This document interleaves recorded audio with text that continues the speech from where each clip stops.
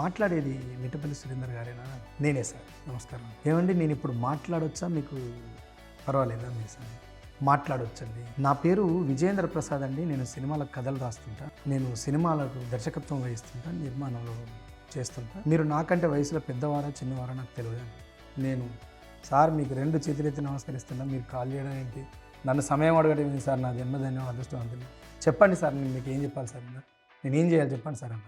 తెలంగాణ, ఆంధ్ర ఈ 2 ప్రాంతీయ గొడవల్లో నా మనసు అంతో ఎంతో తెలంగాణ నుంచి కాకుండా ఆంధ్ర వైపు ఉండేదండి.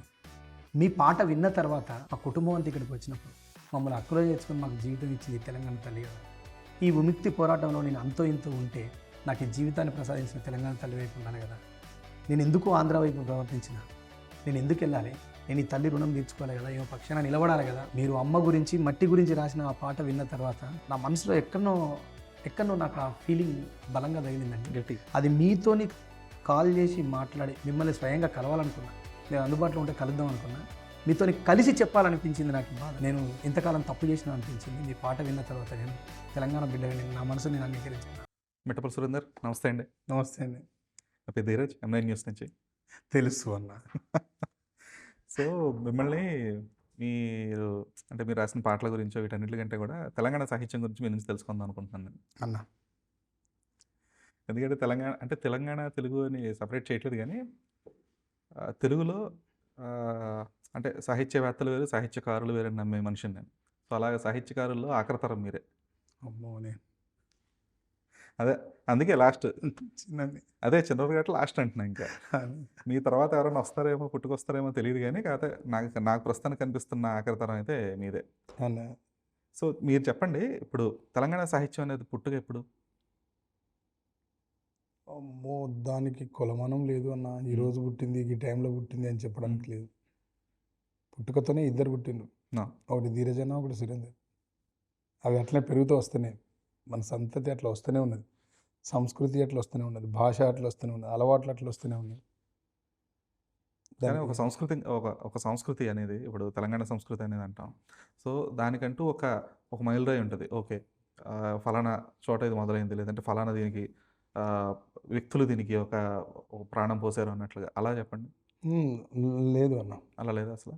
లేదు. వీళ్ళు ప్రత్యేకంగా వీళ్ళు పోసి తెలంగాణను తయారు చేసి తెలంగాణ భాష ఇట్లుంటుంది అని వాళ్ళ జీవన విధానంలో పుట్టుకొచ్చిందే భాష. ఆ భాష ఎప్పుడు పుట్టిందో అదే దాని డేట్ తప్ప పలానా వాళ్ళు దీనికి. ఇప్పుడు పొట్టి శ్రీరాములు గారు ఆంధ్ర రాష్ట్రాన్ని, తెలుగు రాష్ట్రాన్ని సాధించిండ్రు అనడానికి ఉంది. కేసీఆర్, జయశంకర్ గారు తెలంగాణ సాధించిండ్రు అనడానికి ఉంది. అని ఈ భాషను వీళ్ళు మాత్రమే సృష్టి చేసి ఇక్కడి నుంచి అలవాటైందని చెప్పడానికి లేదండి. ఇది అది అది గుర్తించడానికి అసలు నాకు తెలిసినంత వరకు, నేను చదివిన మేర, నేను విన్న మేర, నేను తిరిగిన మేరలో ఎక్కడ కూడా ఈ డిస్కషన్ అయితే ఈ రోజు పుట్టింది అనేది నేను వినలేదు. అదే కాకపోతే ఇందాక మీరు మాట్లాడుతున్నారు కదా, ఈ ఇడుపు కాగితం అనే ఇది షో, ఎవరో ఒకళ్ళు వాడేదో సరదాగానో లేదంటే ఒళ్ళు బలిసో ఈ సినిమాని తెలుగులో అనువదిస్తారా అని చెప్పేసి చేసిన ఒక కామెంట్కి ఏకంగా 2 రాష్ట్రాల మధ్య గొడవ అయిపోయే స్థాయి.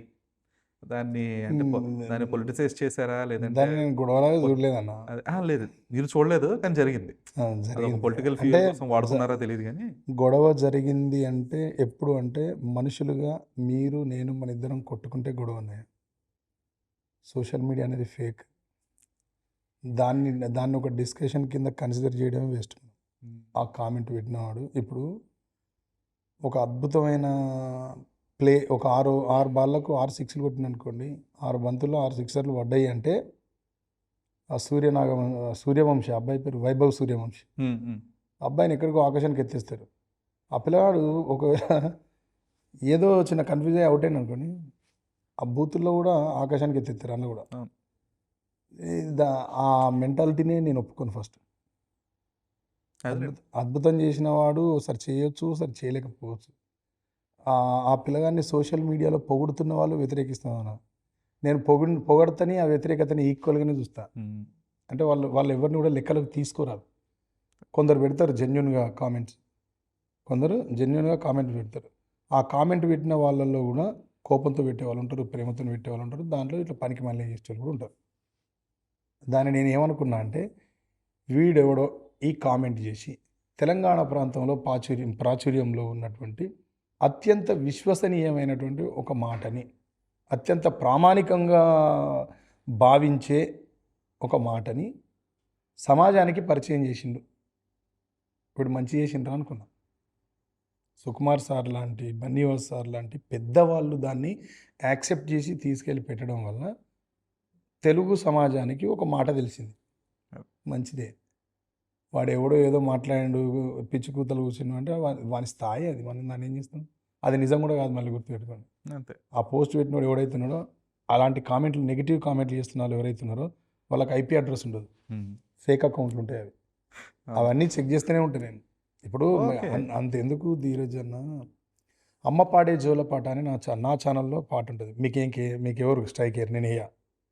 నేను ప్రజల మనిషిని, ప్రజారాజ్యం పార్టీని అందరికీ అప్ప చెప్పేస్తా. ఎవరైనా వాడుకోవచ్చు ఈ కంటెంట్ని. అమ్మ పాడే జోల పాట అనే సాంగ్ చేసినప్పుడు పాట వింటూ ఈ అమ్మాయి ఈ షోల్డర్ నుంచి ఇట్లా కిందికి అనుకున్న పిల్ల, ముంబై అమ్మాయి. వాళ్ళకి పెద్దగా ఇవి మనం ఏం చెప్పినా వాళ్ళు ఏం పెద్ద లెక్కలు తీసుకోరు. నేను షూట్ అయిన తర్వాత మా డైరెక్టర్ని అడిగిన, తిరుపతి గారు ఏంది ఇట్లా నేను 2-3 సార్లు చెప్పినాను అన్న, ఆమె పర్లేదండి ఇదంతా కామన్, ఉండని అని పెట్టి చేపించిందండి అన్నాడు. ఎడిటింగ్ అయిపోయింది, అంతా అయిపోయింది. సరే పోతే పోనీ, ఆ పాటే అసలు ఎవరు వినరు అనుకొని రిలీజ్ చేసిన నేను. వినడం 14-20 కోట్ల మంది విన్నారండి. 14-20 కోట్ల మంది విన్నారు. 18-20 కోట్ల మంది విన్నారు ఆ పాటని. వాళ్ళు డిస్కస్ చేస్తున్న వాళ్ళు ఏం మాట్లాడతారంటే కింద, పాట బాగుంది కానీ నువ్వు డ్రెస్ వేసుకుంటే బాగుండు అని అన్నారు. ఓకే, పాట అమ్మ పాట పాడుతున్నప్పుడు ఎలాంటి దుస్తువులు వేసుకోవాలో తెలిసి ఉంటే బాగుండు అన్నారు. అన్ని దుస్తువులు బాగా వేసుకొని నేను స్నేహితుల రోజు పాట చేసిన, మరి ఎవరు దాన్ని ఎందుకు చూడలేదు? నా పక్కన ఉన్న అమ్మాయిలకు కూడా మంచి బట్టలు వేసుకొని నిండుగా బట్టలు ఉండాలి అమ్మ నా పక్కన ఉంటే ఏం చేయలేదు. ఎందుకు చూడలేదంటారు ఈ కామెంట్లు పెట్టినారు? అంతే, వాళ్ళకి కావాల్సిందే చూస్తారు. వాడి పని ఊరికనే మాట్లాడటం. చూస్టోళ్ళు 20 కోట్ల మంది చూసిరండి. 20 కోట్ల మంది కామెంట్ పెట్టుంటే యూట్యూబ్ హిస్టరీలో అది పెద్దదైపోయింది. వాడు పని కావాల్సినోడు, పాట కావాల్సినోడు, ఆనందాన్ని అనుభవించేటోడు, ఒక స్ఫూర్తి పొందేటోడు, వాడు పొందుతూనే ఉంటాడు. వాడు మాట్లాడాడు. పూరి జగన్నాథ్ గారు చెప్తారు కదా, ఈ దేశంలో ఏ పని లేనివానికి మనోభావాలు దెబ్బతింటాయని. నిజం, కరెక్టే. ఆ మనోభావాలు దెబ్బతినే వాళ్ళంతా ఇలాంటివి చేస్తుంటారు. దాన్ని మనం లెక్కలు తీసుకోవాల్సిన అవసరం లేదు. ఇడుపు కాగితం మీద చర్చ చేసిన ప్రతి ఒక్కరికి చేతులెత్తి మంచి నమస్కరిస్తున్నాను. మీరు చేయండి, సినిమాలను ఇట్లానే బతికింది, ఇట్లా కూడా బతికించడానికి దోహదపడండి బాబు. లేదంటే ఇది ఓన్లీ తెలంగాణ మండలికానికో లేదంటే యాసకు వచ్చిన ఇబ్బంది మాత్రమే కాదు. శ్రీకాకుళం యాస పరిస్థితి అంతే, లేదంటే రాయలసీమ యాస పరిస్థితి అంతే. ఎందుకంటే రీసెంట్గా ఇప్పుడు తిరువీరు చేసిన cinema, pre wedding show, great pre wedding show చాలా మంచి సినిమా. అది శ్రీకాకుళం యాస మొత్తం కంప్లీట్గా. అందులో డైలాగులు చాలామందికి అర్థం కాలేదని చెప్పేసి అన్నారు. ఏది తెలుగు వాళ్ళే మళ్ళీ.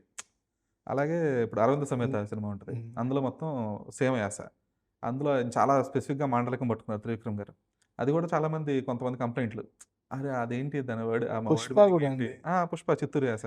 అంటే వాళ్ళు ఎంచుకున్నది ఏంటి అంటే ఆ ప్రాంతానికి సంబంధించి అక్కడ జీవన విధానంలో నుంచి వచ్చిన కథలను తీసుకున్నప్పుడు ఆ జీవన విధానంలో మాట్లాడాలి కదా. ఇప్పుడు హిందీ సినిమాను అర్థమైతే చూస్తూ లేకపోతే లేదు, కానీ హిందీ వాళ్ళు హిందే మాట్లాడతారు. అమితాబ్ బచ్చన్ గారిని మనం ఇక్కడ గుండెలు ఇట్లా గడ్డపడుతుంటే తవ్వి గుండె తీసి బయట పెట్టినా ఆయన దిల్లే అంటాను నేను దాన్ని. గుండె తీసి బయట పెట్టిన ఏంద్ర అనడు. అది ఆయన మాతృభాష. అక్కడ కూడా ముంబైలో కూడా హిందీ మాట్లాడే వాళ్ళు పలు రకాలు ఉంటారు. ఒక్కొక్క ఏరియాలో ఒకలాగా ఉంటుంది. ఒక్కొక్క ఏరియాలో ట్యూన్ చేసి పాడినట్టే మాట్లాడతారు. ఒక్కొక్క ఏరియాలో స్పష్టమైన హిందీ మాట్లాడతారు. అక్కడ మార్వాడీస్ చాలా స్పష్టమైన సాంస్క్రిట్ మాట్లాడతారు. మనం ఎవరిని ఏమనడం లేదు. మనం పోతున్నప్పుడు మన మైండ్లో ఒకటి ఉండాలి. ధీరజ్ గారితో మాట్లాడడానికి వెళ్తానంటే ధీరజ్ గారు ఇట్లనే ఉంటారు, నాకు రఘువరంలాగా ఉండాలంటే ఉండడు ఆయన. సురేందర్ ఇట్లనే ఉంటాడు, సురేందర్ వేటూరు గారిలా తయారు కాడు. సినిమా వాళ్ళు ఎంచుకున్న కథను బట్టి దాన్ని చేస్తారు. అవన్నీ ఉత్త చర్చ అన్న. పుష్ప అర్థం కాలేదని చెప్పినా వరల్డ్ రికార్డు కొట్టింది. మనకి ప్రీ వెడ్డింగ్ షో అర్థం అవ్వలేదన్నా హిట్ అయింది సినిమా. మంచి పేరు వచ్చింది డైరెక్టర్కి, మ్యూజిక్ కంపోజర్కి, డైలాగ్ రాసిన ఇతనికి, కెమెరామెన్కి, యాక్టర్స్ కూడా అందరు బిజీగా ఉన్నారు దాంట్లో. ఆ సినిమాకి పనిచేసిన వాళ్ళు. నేను అది ముందే చూసిన సినిమాని, బ్యాక్గ్రౌండ్ స్కోర్ జరుగుతున్నప్పుడు సురేష్ గారు ఆయన చూపించి, నేను ఈ రాంబాయి రాస్తున్నా కదా, ఏవో కరెక్షన్స్ పట్టుకొని పోతే ఆయన ఉండి ఈ సినిమా అవుతుందని అంటే ఆయన దగ్గర కూర్చొని చూసినాం కాసేపు. మంచి సినిమా, మంచి భాష. మీ మీ ఊరికి వచ్చి మీ భాష నేర్చుకోవడం మంచి విషయం అండి. ఆ సినిమా ఊరి భాష నేర్పింది మనకి ఎంత గొప్ప విషయం. కానీ తెలంగాణలో మాండలికాలు ఎన్ని? వామ్మో! మీకు అట్లా మాండలికం అంటే లెక్క కట్టి చెప్పడానికి చాలా ఘోరంగా ఉంటుంది. మామూలుగా చెప్పండి అసలు రఫ్గా. హైదరాబాద్ ఒక మాండలికం అండి. ఇప్పుడు ఒక మూడైతే ముఖ్యంగా రాజమండ్రి 3. ఒకటి హైదరాబాదు, ఇంకోటి ఉత్తర తెలంగాణ అంతటి, ఒకటి ఇటు మన మహబూబ్ నగర్, నల్గొండ. ఇవే ప్రధాన మాండలికం, ఇంకేం లేవు. ఓకే. మూడే ఉంటాయి ఎక్కువగా. మీరు అటు వెళ్తే ఒకవేళ మా ఆదిలాబాద్ వచ్చినానుకో నడాలి అంటారు, నడవాలి అనరు. మీరు వరంగల్కి అయితే నడువురా అంటారు. ఇటు మీరు సూర్యాపేట వెళ్తే నడవండి అంటారు. అక్కడ ఆంధ్ర చెప్తున్నాను అండి. ఇది మీరు రంగారెడ్డి కదా నడువురా ఏం చెప్తారా ఇట్లా. ఒక్కొక్క ప్రాంతానికి ఒక్కొక్కలాగా ఉన్నది. ఒక మాండలికం అనేది తెలంగాణ ఒక మాండలికం. దాంట్లో ఇక దానికి ఇంకెన్నో శాఖలు ఉన్నాయండి. ఇవి ఉన్నాయి, గిన్ని మాండలికాలు ఉన్నాయి, ఇది రెండే, ఇది ఒకటే అని చెప్పరాదు. నేను ఏదో మాట మూడు చెప్పినాను కానీ ఒక్క జిల్లానే 4 రకాల మాండలికం ఉంటుందని ఇందాకనే మా వరంగల్ జిల్లాదే చెప్పిన. ఎందుకు ఇప్పుడు మా స్నేహితుడు ఒక ఆయన నరేష్ అని ఒక ఆయన ఉంటాడు. ఆయన పక్క ఈ తెలంగాణ ఇదనమాట. ఆయన అచ్చినా అంటాడు స్టార్టింగ్లో. వరంగల్ అచ్చినా? అదే అచ్చినా అంటే ఏంటి సార్ అంటే వచ్చాను అని అచ్చినా అని ఉంటుంది. ఇటు వచ్చేసరికి మీరు మళ్ళీ తొర్రూరు నుంచి వచ్చిందే అంటారు, ఓ ఉంటుంది. మళ్ళీ మీరు ఇంకొంచెం ఇటు పైకెక్కి సూర్యాపేట అటు దాటి ఇటు వచ్చి సూర్యాపేట ఇట్లా వచ్చారంటే కోదాడ అంతా వచ్చాను అంటారు, వచ్చారా అంటారు.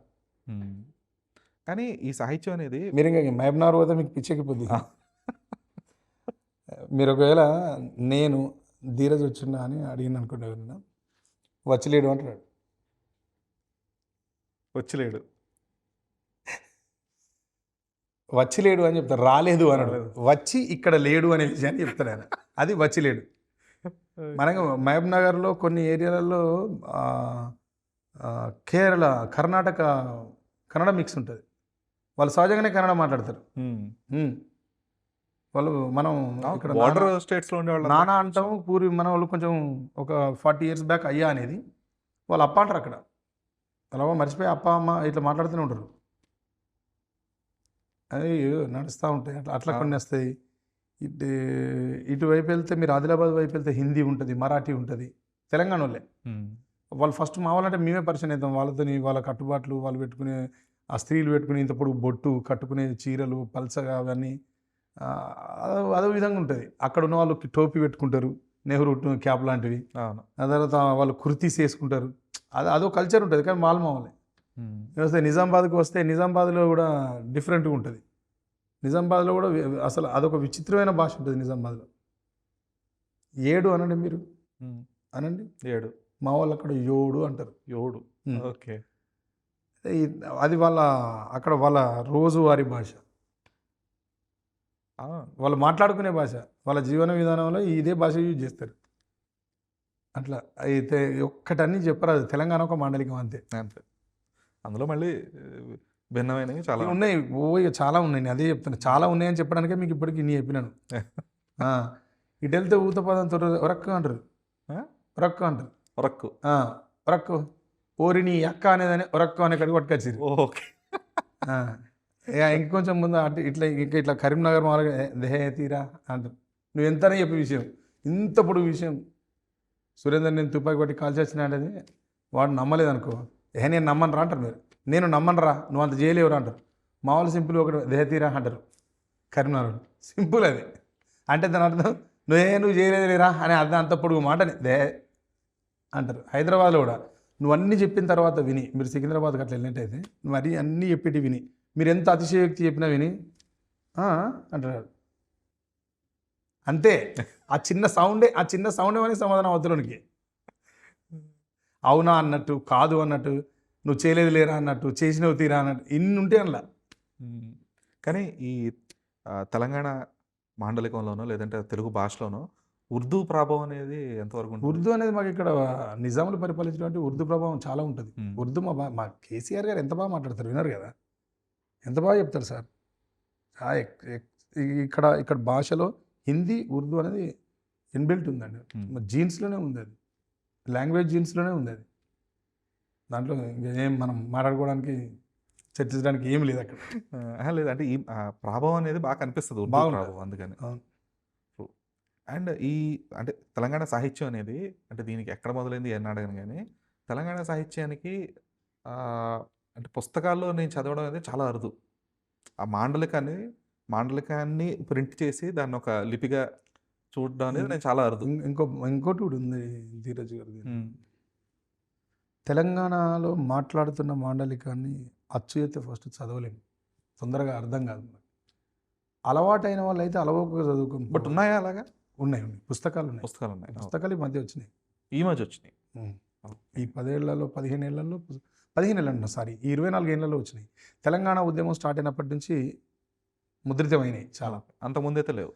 అంతకుముందు ఉండే, బట్ దాన్ని చదవడానికి కావాల్సినంత ఎవరు ఇంట్రెస్ట్ చూపెట్టకపోతుండే, అంత ఎవరు కూడా ఈ పుస్తకాలు కొని చదవాలని పోకపోతుండే.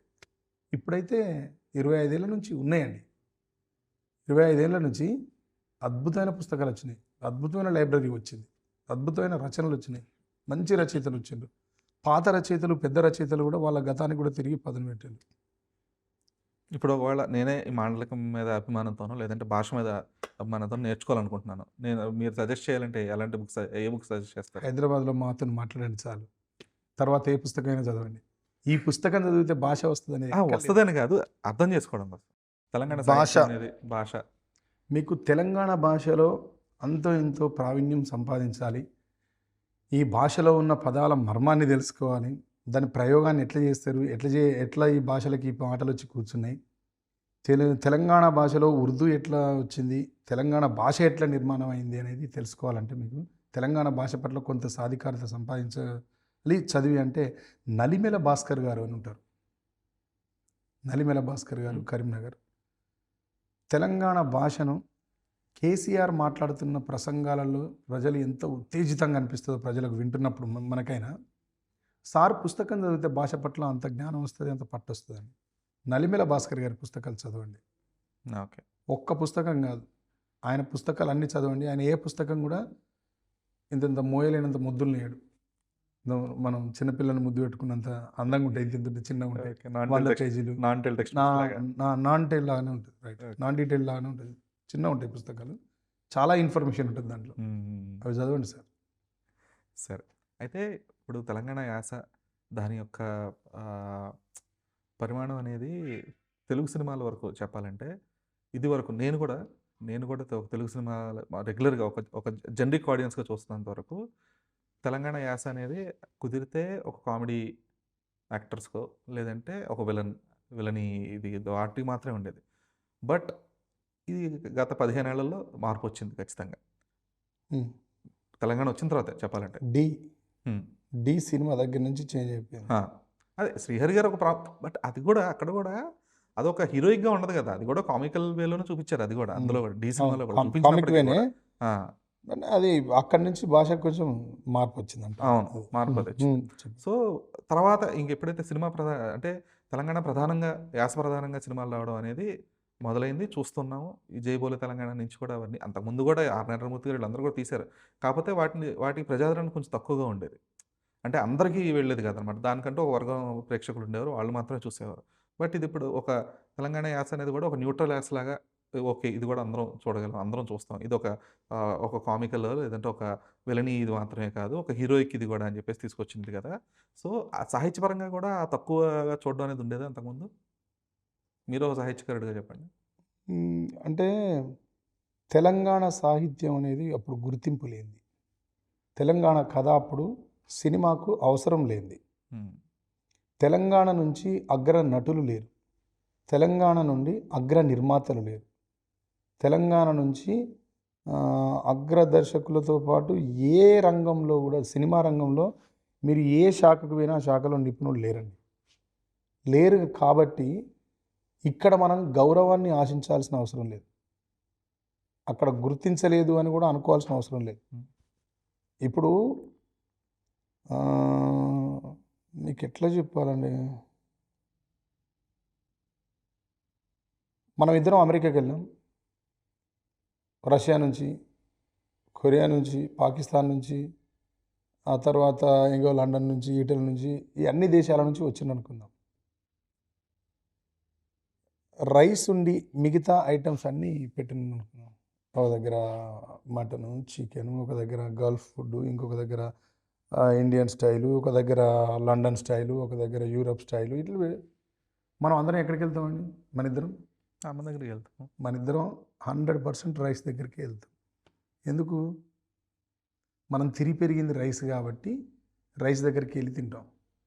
ఇక్కడ కూడా అంతే. సినిమా తీసిన వాళ్ళంతా ఆంధ్ర ప్రాంతం నుంచి వచ్చారు కాబట్టి వాళ్ళ ప్రాంతంలో వాళ్ళు ప్రభావితమైన కథల్ని, వాళ్ళ ప్రాంతంలో వాళ్ళు చూసిన హీరోయిజాన్ని తీసుకుంటూ వచ్చారు. ఎవరైతే ముందు వరుసలో ఉంటారో, ఎవరైతే వాళ్ళకు తెలిసింది చెప్తారో అదే చరిత్ర అవుతుందని నాకు ఈ సినిమా రంగంలో అనిపిస్తుంది. ఓకే. ఇక్కడ నుంచి తెలంగాణ నుండి ఎవరు లేరండి. ఎవరో కాంతారావు గారు ఉండే అంటారు. ఆయన ఎంతవరకు తెలంగాణ అని చెప్పుకున్నాడో నాకు తెలియదు. ఆయన ఎంతవరకు తెలంగాణ సినిమా తీయాలని ప్రయత్నం చేసినా నాకు తెలియదు. బి నరసింహరావు గారు వేరే ఒక డైరెక్టర్ని పెట్టి తెలంగాణ శకుంతల గారిని తీసుకొచ్చి, అప్పుడు ఆమె శకుంతల, తెలంగాణ శకుంతల అనే పేరు అక్కడితోనే వచ్చింది. ఆమె తెలుగులో మొదటి సినిమా అదే. ఆమె పాత్ర తెలంగాణ పాత్ర. ఆమె పేరు, ఆమెకు ఆ సినిమా పేరుతోనే, ఆ సినిమాలో మాట్లాడిన మాండలికంతోనే తెలంగాణ శకుంతల అయింది ఆమె. అట్లా నరసింహరావు గారు వచ్చి కాబట్టి ఆయన ఇక్కడ చేసి, ఇప్పుడు శ్యామ్ బెనగల్ గారు ఉండే, శ్యామ్ బెనగల్ల, ఆయన ఇంటి పేరు బెనగల్ల, ఆయన పేరు శ్యామ్. ఆయన నార్త్ పోయాడు కాబట్టి శ్యామ్ బెనగల్ ఆయన పోయి నార్త్లో ఫిలిమ్స్ చేసింది, బట్ ఇక్కడ చేయలేకపోయాడు. ఇక్కడ అతను చేయలేదు. ఇక్కడ నుంచి ఉన్న అతను అక్కడ పోయి ఆయన చేయలేకుండా ఆయన అక్కడ పోయాడు. అంటే బాలీవుడ్లోనే స్థిరపడ్డాడు, ఆయన అక్కడనే ఉన్నాడు. కానీ ఇక్కడ తెలంగాణ ప్రాంతం నుంచి వచ్చే సినిమాలు తీసిన వాళ్ళు కూడా ఎవరు చేయలేదు. చిత్రపురి కాలనీకి స్థలం ఇవ్వబడినటువంటి ప్రభాకర్ రెడ్డి గారు కూడా తెలంగాణ ప్రాంతం అని చెప్తారు. అది నిజం కాదా నాకు తెలియదు. నల్గొండ వాస్తవ్యులు అంటారు. అది ఎంతవరకు నిజం నాకు తెలియదు. నిజంగా తెలియనప్పుడు దాని గురించి ఒకవేళ అయి ఉంటే ఆయన కూడా ఏం మాట్లాడలేదు, ఎవరేం చెప్పలేదు. హీరో శ్రీహరి గారు చివరి దశలో ఆయన సినిమాలు చేసిన తెలంగాణ మాండలికంలో అద్భుతమైన సినిమాలు చేసిపోయారు. ఆయనకి ఎస్ఆర్ నగర్తోని, ఈ ప్రాంతంలో ఎస్ఆర్ నగర్ అవతల ఆయన ఒక ఊరిని దత్తత తీసుకున్నాడు, మేడ్చల్ కొంపెల వైపు. ఆ ప్రేమ వాళ్ళందరితో కలిసి ఉన్న దానివల్ల వచ్చిన ఆయన తెలంగాణ భాషను, తెలంగాణ పాత్రని అద్భుతంగా పండించింది. ఆయన ఇక్కడ బతికింది కాబట్టి కింగ్ సినిమాలో పాత్ర చేయగలిగింది. వేరే వాళ్ళని ఎందుకు ఎంచుకోలేదు మనం? అట్లా ఈ ప్రాంతం నుంచి దర్శకులు వచ్చుంటే, ఈ ప్రాంతం నుంచి హీరోలు వచ్చుంటే, ఈ ప్రాంతం నుంచి కూడా నిర్మాతలు వచ్చుంటే సమంగా పోయేటి రెండు భాషలు, రెండు ప్రాంతాలు. ఆ ప్రాంతం నుంచి ఎక్కువ ఉన్నారు, సినిమా తెలుసు, చెన్నై అటు దగ్గర 200 కిలోమీటర్లు చెన్నై వెళ్ళిపోవచ్చు. వీళ్ళు ఎవరు పోవడానికి, ఇక్కడ బతుకు పోరాటమే సరిపోయింది. ఇక్కడ అన్నం తినడానికి సంపాదించుకోవడమే సరిపోయింది. ఇటువైపు ఎవరు రాలేకపోయారు. వచ్చిన వాళ్ళలో కూడా గుట్టు చప్పుడు కాకుండా తెలంగాణ నుంచి చెప్పుకోకుండా పేరు చెప్పుకొని బతికిన వాళ్ళు ఇప్పటికీ చాలామంది ఉన్నారు. ఇప్పుడు తెలంగాణ భాషలో కూడా జీవితాలు ఉన్నాయి. ఈ ప్రాంతంలో కూడా ఆ కథల్ని అద్భుతంగా తీస్తారు కదా. రావాలి ఎవరైనా. అక్కడ ఇప్పుడు నేను ఇక్కడ దాకా వస్తే నాకు ధీరజ్ భాయ్ దొరికాను, ధీరజ్ భాయ్ ఇక్కడ దాకా వస్తే సురేందర్ నాయుడు, ఇద్దరితో ఇంటర్వ్యూ ఉంది. ఏదైనా అంతే. ఎందుకు రీసెంట్గా ఇప్పుడు మన సాయిలు కంపార్టీ వీళ్ళందరూ కూడా మట్టి కథలు చెప్తున్నారు కాబట్టి అంతే. సందీప్ రెడ్డి వంగ గారు వరంగల్ ఇండియన్ స్క్రీన్ని వెళ్తాడు కదా, ఆయన కూడా. రాజమౌళి సార్ తర్వాత ఎవరున్నారంటే ఆయనే ఉన్నాడు. ఇక్కడ నుంచి పోయి బాలీవుడ్లో సినిమా చేసింది. సందీప్ రెడ్డి గారు చేసిన సినిమాల్లో హీరోల ప్రవర్తన అంతా మా వరంగల్కి సంబంధించిన లెక్కనే అనిపిస్తుంది. ఆయన నార్త్లో పెట్టి తీసిన సినిమా చూసినా కూడా యానిమల్స్ ఫిలిం 10 టైమ్స్ చూసినా నేను. నాకు వరంగల్లో ఒక యువకుని చూస్తున్నట్టే ఉంటుంది. ఓకే. ఆయన మేకింగ్ స్టైల్ అదంతా నాకు బాగా నచ్చుతుందండి. చాలా చాలా అద్భుతంగా చేస్తారు. అంటే వచ్చింది కదా ఈ ప్రాంతం నుంచి, మాట్లాడుతున్నారు కదా. అట్లా వేణు ఊడుగుల గారు ఇప్పుడు ఆయన 2 సినిమాలు చేసిండు. ఆయన ఒక ప్రొడక్షన్ హౌస్ పెట్టిండు. ఆయన కూడా ఒక చిన్న పిల్లల్ని ఎంకరేజ్ చేసిండు. ఆయన ఇటు నుంచి వచ్చింది కాబట్టి ఆయనకు అర్థమైంది, ఆయన అర్థం చేసుకోగలుగుతారు. ఆయన దగ్గరికి వెళ్ళి చెప్పగలుగుతారు. నేను ఆఫీస్కి వెళ్తే ఆయన ఆఫీస్లో కల్పించమని 100 మంది ఫోన్లు చేస్తూ ఉంటారు. నాకు ఎప్పుడు కూడా మరి ఎవరిని, వాళ్ళు పెద్ద దర్శకులు ఉన్నారు, వాళ్ళతో పనిచేసిన వీళ్ళతో పనిచేసిన పంపి అన్న నన్ను ఎవరు అడగలేదండి. వాడికి ఫస్ట్ ఆ ధైర్యం రాదు. ఎందుకు రాదు? లేరు కదా ఎవరు. అందువల్లనే తప్ప చెప్పుకునే వాళ్ళు లేరు కనుక ఇంతకాలం గుర్తించవలేదండి. అంతే. బట్ ఇప్పుడు వచ్చిన ప్రాముఖ్యత అనేది, ఇప్పుడు వస్తున్న ఒక ప్రజాదరణ అనేది సరిపోతుందా? ఇంకా పెరగాల్సిన అవసరం ఉందా? ఎడారి తెలుసు కదా మీకు. ఎడారిలో నీళ్ళు పోస్తున్నప్పుడు ఏమనిపిస్తుంది మీకు? పోస్తే కనిపిస్తుంది, పోస్తున్నప్పుడు. తర్వాత కనబడదు.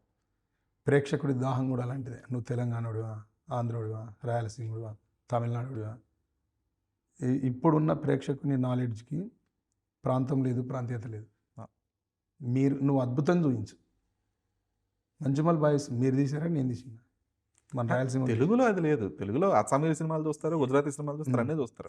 ఎంత నేను అనేది ఆదరణ సినిమాల పరంగా ఓకే అండి. ఉమ్, సినిమాల పరంగా అన్ని భాషల సినిమాలు చూస్తున్నారు. సినిమాల పరంగా అసలు తెలుగు ప్రేక్షకులు చూసినన్ని సినిమాలు గాని, లేదంటే వాళ్ళు ఆదరించినన్ని భాషలు గాని ప్రపంచంలో ఎవడు ఆదరించలేడు. ఉమ్, అదోకే.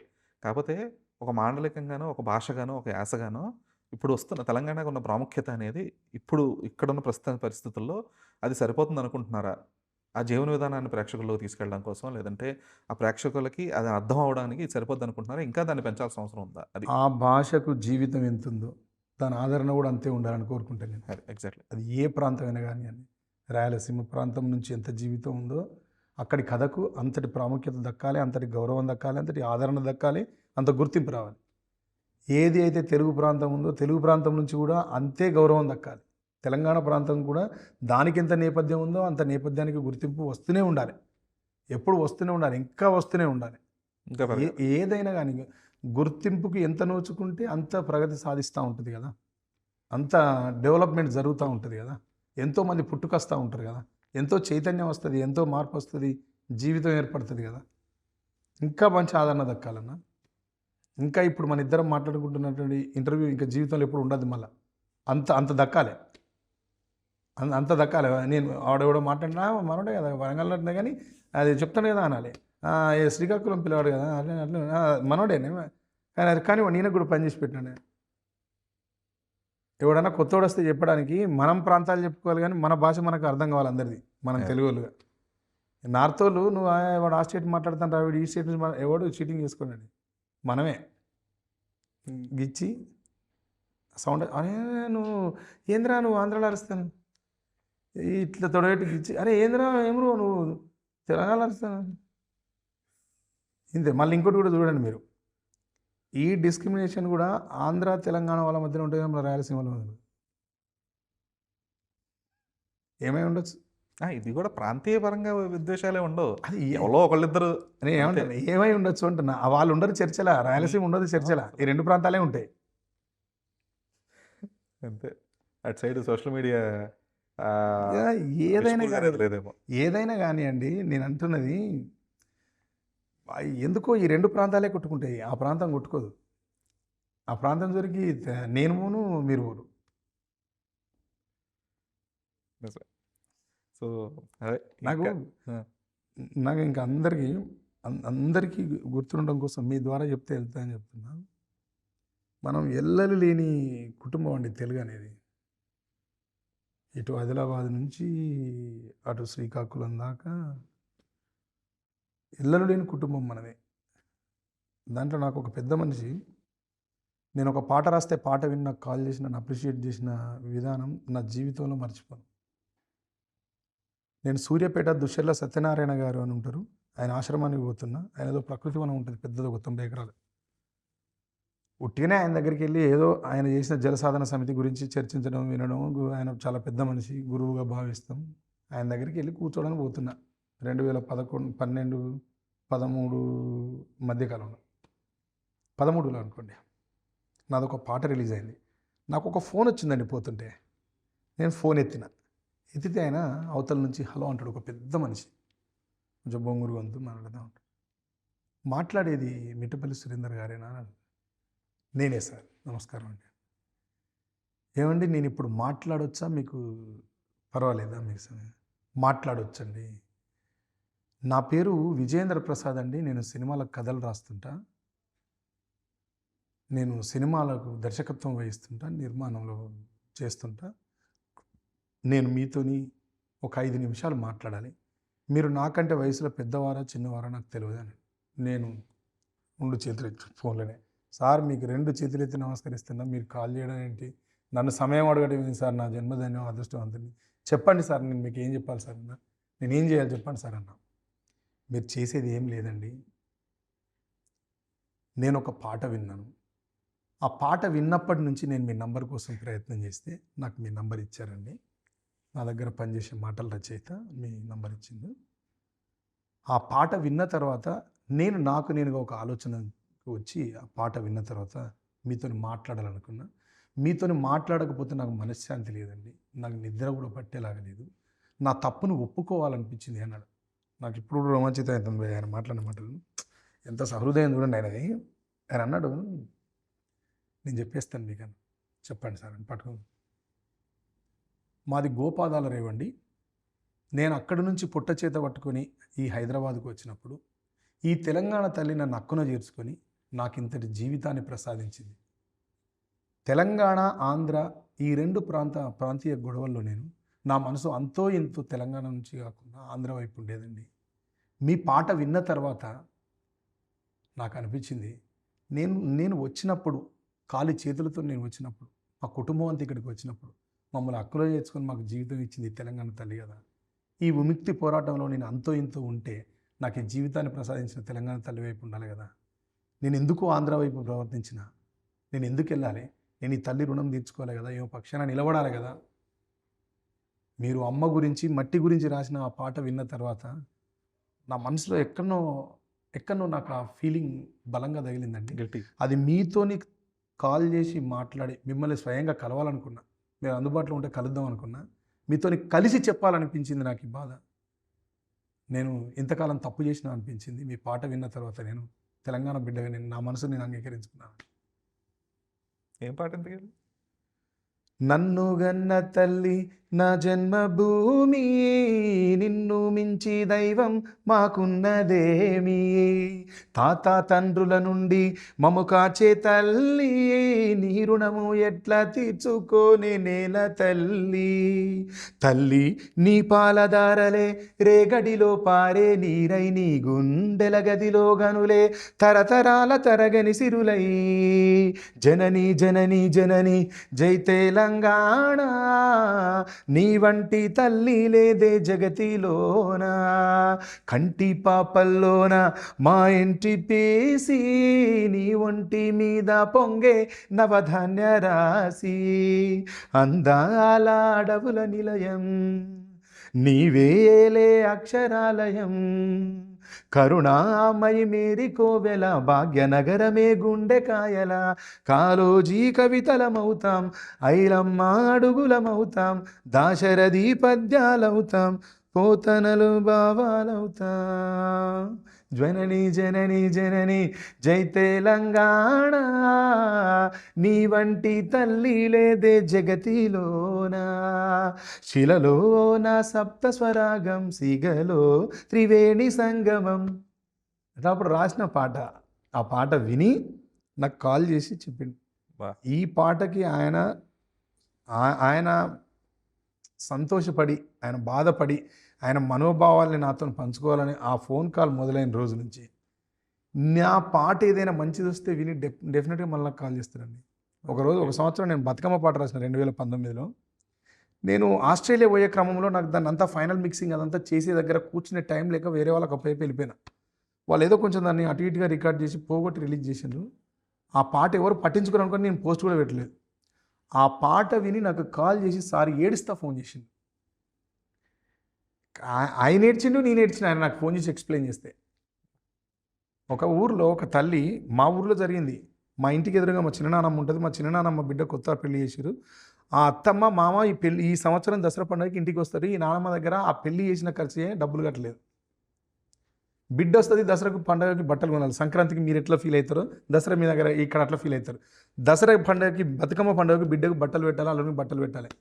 మా ఊరికి ప్రతి పండుగ ముంగట 4 రోజులు 20 రోజులు 30 రోజుల ముందు ఒక ఆయన నారాయణ అని సైకిల్ మీద మూట పెట్టుకొని బట్టలను, కొబ్బరి నూనె, ఈ కొత్త కొత్త పంచలు అవి పెట్టి, ఖాదీ పంచలు అవి పెట్టి అమ్మడానికి వస్తాడు సైకిల్ మీద.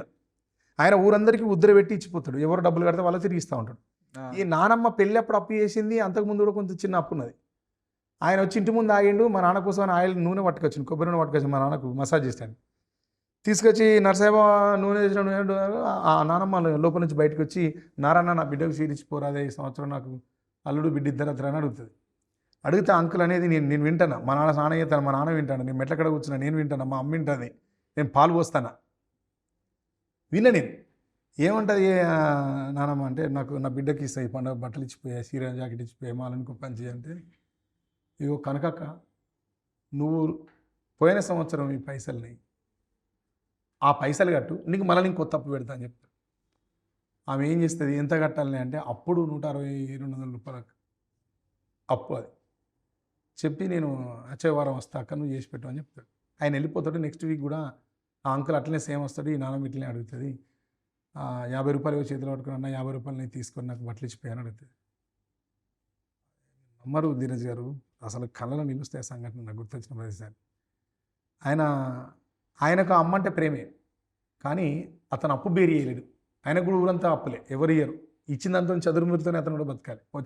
వచ్చిరానంతా అక్క నీ దండం పెడతా, నాకు ఇచ్చేటోళ్ళు ఎవ్వరు లేరు, అందరికి ఇట్లనే ఇస్తారు, నీ దండం పెడతా అక్క, 50 రూపాయలు తీసుకొని నేను ఏం చేయలేను, 50 రూపాయలు ఉంచుకో, మళ్ళీ నెక్స్ట్ ఇయర్ వచ్చే సంవత్సరం మనం చూద్దామని చెప్పి ఆయన పోతా ఉంటే మా నాన్నుండి ఆ నానమ్మ ఆయన ఇట్లా వెళ్ళిపోతాడు. ఆ నానమ్మ కొంగిట్ల ముఖాన్ని పెట్టుకొని ఏడిస్తే వేప చెట్టు ఉంటుంది దాని కొరికి ఆ ఏడుపుకి గుండెలు ఇట్లా కదిలిపోతూ ఉంటాయి. మా నాన్న అప్పుడే ఏటో పోయేస్తాడు, పొద్దున ఎవరి దగ్గరకు పోయేస్తాను, ఏదో పంచాయతీ పోయేస్తాను. ఏడుస్తాను ఏంది అని అంటే నేను చెప్పిన ఇట్లా నాన్నమ్మకు డబ్బులు ఇవ్వంటే డబ్బులు ఇవ్వని ఆయన చిరివ్వకుండా ఏంటంటే ఆయన అటు అవతల వెనుక ఇటు రావాలి, మళ్ళీ రిటర్న్ వస్తాడు. ఆయన ఆపి చెప్తాడు, ఇగో నువ్వు చిన్నమ్మకి ఏం కావాలి డబ్బులు నేను ఇస్తాను అని చెప్తాడు. ఆయన ఇచ్చేసి వెళ్ళిపోతాడు. ఆ బట్టల్ని ఆ నానమ్మ మా అత్తమ్మ వచ్చినప్పుడు మా అత్తమ్మకి ఇస్తుంది.